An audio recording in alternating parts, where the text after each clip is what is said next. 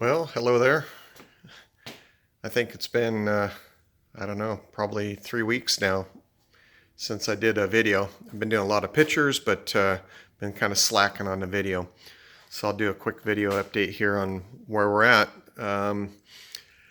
Since the last video, I think the last one was putting the rockers on. Well, at this point, obviously you can see both the rockers are completely on, in place, completely welded in.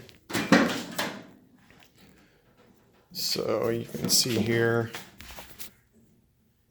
we replaced the lower portion of the A pillar, the inner and outer rocker. I added a support beam inside the rocker as well, and then replaced the door jamb because it was completely rotted away. Replaced the lower section of the quarter panel, and rebuilt the inner section. Can't really see it, but rebuilt the inner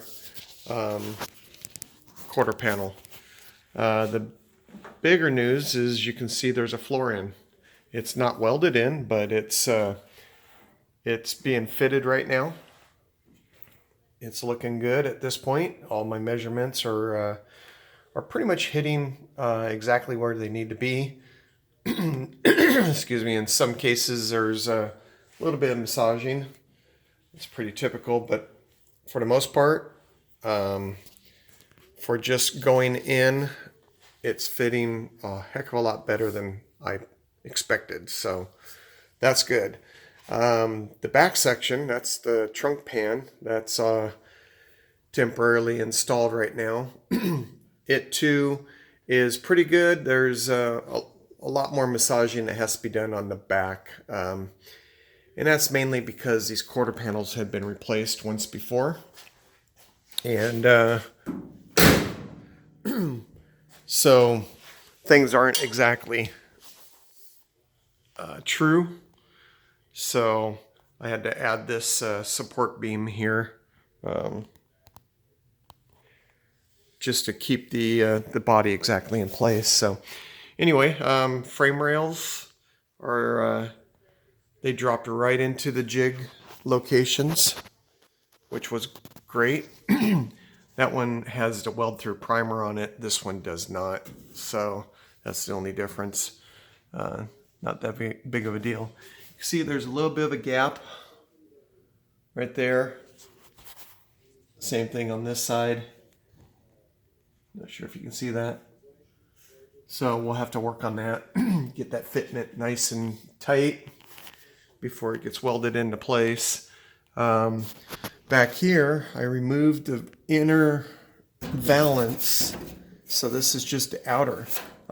This was replaced too. So this car has had almost all the sheet metal replaced once before. They just did a horrible job. But the bad news is that valance, inner valance, was on back order. I just got it. It's right here. And unfortunately, it's the wrong one. So I'm going to try to take it back tomorrow or maybe the day after tomorrow. It's missing the holes for the backup lights. And this section right here is supposed to be concaved to meet up with the valance. So the firewall is still not welded in because I'm still working with the floor, getting everything to fit just perfectly. So it's doing really well though. I've had to work on this corner more than anything. Let's see if you can see the reason why. I'm not sure if you can see that, but there's a little bit of a gap here. So I had to work on tightening up that gap. And of course it was nice and tight out here because this just flexes in place, but it's in here that it's more of a struggle. So I don't have this this little, I call it the doghouse. I don't have it welded in place. You can see sheet metal screws there. for that very reason, because I'm trying to massage that. I just didn't want to finalize it until I made sure that everything else down here was perfect. And most importantly, that's the frame mount. The frame mount positions are dead nuts on perfect. We're really good there. Here, I'll shut this door. This quarter panel obviously has a lot more Bondo in it. I'm going to be able to pull a lot of this Bondo out. The Bondo goes back to about here. Because when I do that, then my fitment will be right on the money. So, but you can see we're in good shape on the positioning of the door. Remember, all this was ugly. So, a little bit more detail work to do, but you can't do everything all at once. You know, you gotta eat this elephant one bite at a time. So same thing over here. New door jamb, new rocker, inner and outer. And then these spot welds here, those are for the inner structural support brace that I put in there. These are the seat mounts. They're just set in there right now. I got to do some work, obviously, like right here. The height is perfect, but this fitment is a little bit off, so we'll massage that. Oh, this is something. So, in here, obviously this is where the wheel well will go, right? The wheelhouse. So you can see this flange right here, in here. This is for the convertible top mechanism. That spot welds onto the wheelhouse. Here, the wheel well is supposed to be spot welded onto the side. Well, I'm not going to have access to that. So I'm going to do body work on this, straighten it all up, clean it up, and then I'm going to weld a flange that's just like this, or just like this. I'm going to weld that on right here. Basically, I'll weld on some angle iron for the most part, some thinner angle iron, shape it to the curvature of the wheel well. And once that's welded in place, that'll give me a place to do all my spot welds on through the wheel well, and it'll be really stout that way. So we need a lot of strength in this area. So can't really see it very well, but you can see my weld where it was kind of burning through. So I obviously got good penetration. This is a seam filler that I got to put in there. So I'll do that before I put the wheel well housing in there. I'm sizing up the inner quarter panel pieces right now. This is something where this is kind of bad news. The other side is rusted really bad too, but it's not rusted all the way through. So I think I'm going to save the other side. But this side, guess what? We got to buy more sheet metal. So exactly the piece I got here on this side, we need to cut this and weld in a new piece. You can see all the Bondo's cracked just by me taking it apart. There's a big old chunk there. So yeah, I got to cut the bottom of this quarter off just because it's too far gone.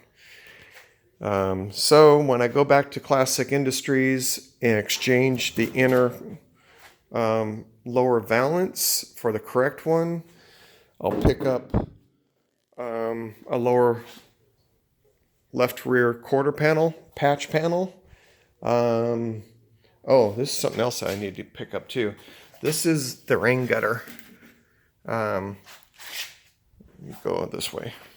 Right there's the other parts. That's the rest of the parts. I still got to weld on. Wheel wells, braces. Those are all floor pan braces that will go on very last. But anyway, so yeah, this is a rain gutter device. I don't know what you call it. I'm tired, I guess. And it's super brittle. So it's all breaking and everything. I actually have to put this in before I put the wheel wells in. And, but since it's so brittle and jacked up, I'm thinking we should probably replace that. So I'm going to look up that part and see how much it costs, and I'll talk to Bob about that. So what are we looking at? Exchange the lower valance, order a control panel, a quarter panel lower patch panel. We have this rain gutter. Oh, that's what it was. The cocktail shakers. They call them cocktail shakers. Ugh. Cocktail shakers go in the back right here, right? They mount, right here. They mount right there, and then there's 2 bolts on the trunk pan. Well, the problem is this floor pan did not come with the braces. There is a real thick piece of steel that goes underneath here that needs to be there for those cocktail shakers, because those cocktail shakers weigh like, I don't know, I want to say 40 pounds or something like that. And there's one in each corner. So I gotta see if Classic Industry has those. So I'm kind of bummed out about that, because I was thinking we're all done with sheet metal, but there's always something. So so anyway, everything is coming along really good. I took 1 million pictures of me cutting everything apart. So this is where we're at right now. We're just fitting pieces together and getting ready to start welding things back together. So other than that, yeah, that's about it. See, I got to do some work there. See how that doesn't fit very well. But I got the shock stabilizer in there just to see how it is. Oh, that's what I got to still order. I'm going to try to get it from Classic Industries. If they do not have all the pieces that come with it, the backrest, that is, because there's brackets and end caps that are supposed to come with it. If they do not come with it, then I'm going to have to order it from Camaro Central, and that'll suck, because then we got to pick up on shipping. But we'll see how that goes. I'll know tomorrow or Thursday. But other than that, obviously got the convertible top up and latched into place. The whole idea on trying to keep the convertible top on the car as I did this was it was going to help me keep the rear of the car positioned correctly. It's literally kind of holding it up. So as you can see, little engineering error here, but this is my rotisserie, and I need to put the back bumper on to cut the quarter panels to get everything fit properly. Well, I can't take off my rotisserie because there isn't enough room, right? So what did I do? I just cut off one end. So that works. Gets it out of the way temporarily, and there's just enough room for the bumper to fit on. So I'll put the bumper on when I'm welding the quarter panels back into place. So, well, kind of a long video, but it was a big update. I'm taking this into the paint shop so they can match the color this week. And yeah, we'll be hopefully painting before Christmas. So at least get all the semi-gloss black done on the underside, and Once that's done, then I'll do the red. I'll do the door jambs first, and then put the doors back on, and then paint the rest of the outside. So anyway, that's a wrap. That's where we're at. So stay posted.